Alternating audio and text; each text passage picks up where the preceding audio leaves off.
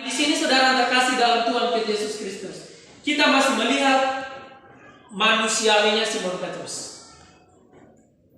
Mungkin pikirannya Simon Petrus awalnya dia berkata, saya coba saja menebarkan jala ini supaya orang ini melihat, menyaksikan bahwa saya adalah orang yang sudah berpengalaman, saya adalah orang yang sudah menguasai laut ini. Dengan saya menebarkan jala saya kemana-mana tadi malam, saya tidak mendapatkan apa-apa. Tapi supaya dia melihat bahwa memang benar tidak ada apa-apa di tempat ini, saya coba saja menebarkan jala. Tapi karena Engkau yang menyuruh kami, maka saya coba menebarkan jala. Lalu dia mencoba untuk menolak perahunya ke tempat yang lebih dalam. Ini ceritanya Yesus sudah selesai berkhotbah ya. Dia menebarkan jalannya ke tempat yang lebih dalam. Lalu dia mengangkatkan jala itu. Lalu ketika dia mengangkat itu, dia Alkitab memberitahukan kepada kita bahwa hampir koyalah jala mereka. Di situ dia tersungkur dalam dirinya sendiri. Dia akui bahwa apa yang dia pikir tadi ternyata bukan itu yang ada dalam perkataan Tuhan. Tadi dia berkata, saya coba saja menebarkan jala untuk memperlihatkan orang ini bahwa memang apapun yang diucapkan itu pun juga tidak akan terjadi apa-apa. Namun berbeda ketika dia menebarkan jalannya di tempat yang lebih dalam, seperti apa yang Tuhan katakan kepada Simon Petrus. Namun itu Alkitab berkata hampir koyalah jala mereka. Lalu Simon Petrus berkata apa? Simon Petrus berkata apa? Dia berkata, Tuhan, tinggalkanlah kami. Pergilah daripada kami. Kami ini adalah manusia yang berdosa. Apa yang membuat Simon Petrus berkata bahwa dia adalah orang yang berdosa? Apakah Tuhan memberitahukan kepada Simon Petrus bahwa dia adalah orang yang berdosa? Tidak. Tetapi Simon Petrus mengakui dosa yang dimaksud di sini adalah dia mengakui bahwa pikirannya sendiri tanpa pikiran Kristus sia-sialah semuanya itu. Tanpa pikiran Kristus yang dia gunakan itu sia-sia. Jadi ketika dia sudah berjumpa dengan Tuhan, Simon Petrus berjumpa dengan Tuhan di tepi pantai. Dan saudara dan saya berjumpa dengan Tuhan melalui firman Tuhan. Tetapi bagaimana saudara dan saya ketika berjumpa dengan Tuhan, kita mendapatkan apa yang Tuhan ucapkan dalam hidup saudara dan saya. Ada begitu banyak orang yang duduk di tepi pantai itu, di pinggir pantai itu, yang duduk. Saya juga dulu berpikir seperti itu.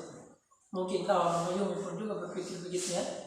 Karena para mau ada tahu lalu minggu hampon.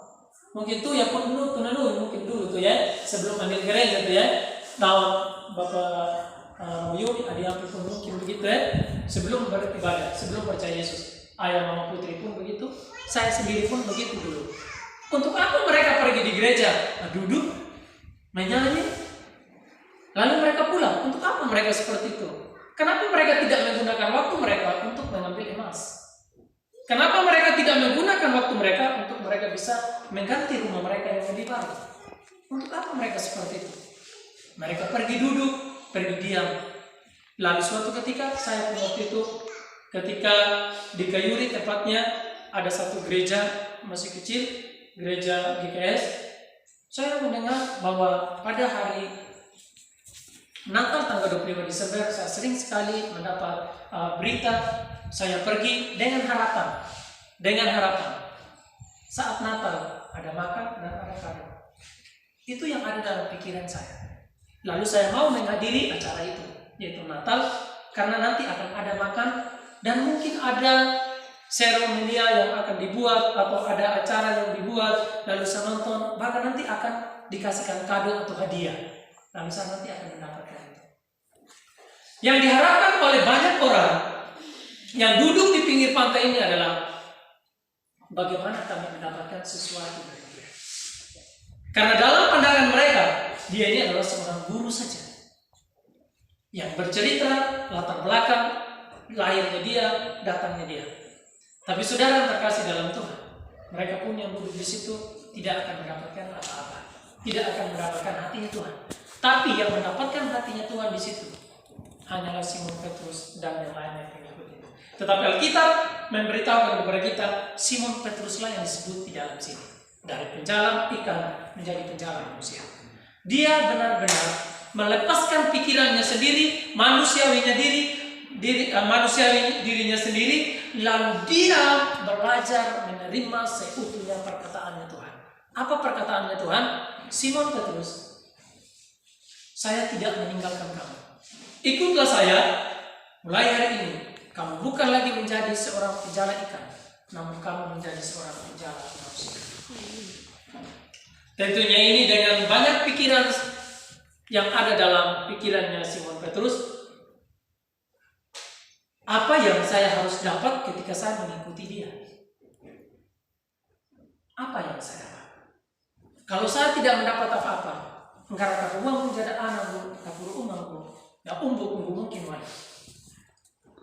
Dia banyak pikiran seperti itu mungkin.